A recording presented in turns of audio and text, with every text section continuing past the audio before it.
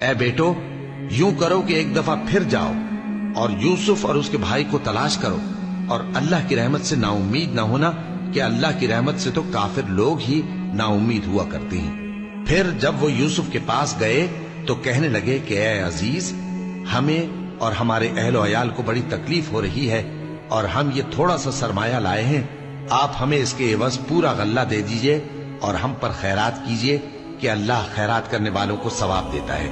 یوسف نے کہا، تمہیں معلوم ہے کہ جب تم نادانی میں پھنسے ہوئے تھے تو تم نے یوسف اور اس کے بھائی کے ساتھ کیا کیا تھا؟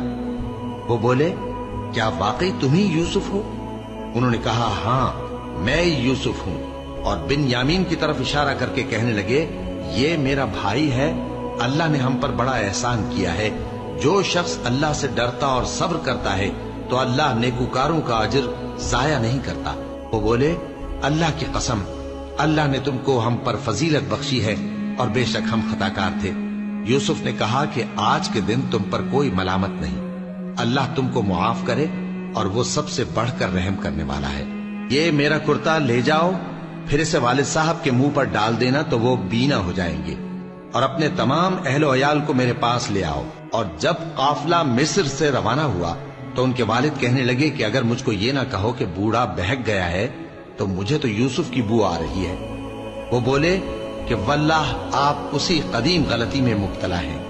مگر جب خوشخبری دینے والا آپ پہنچا تو اس نے کرتا ان کے منہ پر ڈال دیا، سو وہ بینا ہو گئے، اور بیٹوں سے کہنے لگے، کیا میں نے تم سے نہیں کہا تھا کہ میں اللہ کی طرف سے وہ باتیں جانتا ہوں جو تم نہیں جانتے؟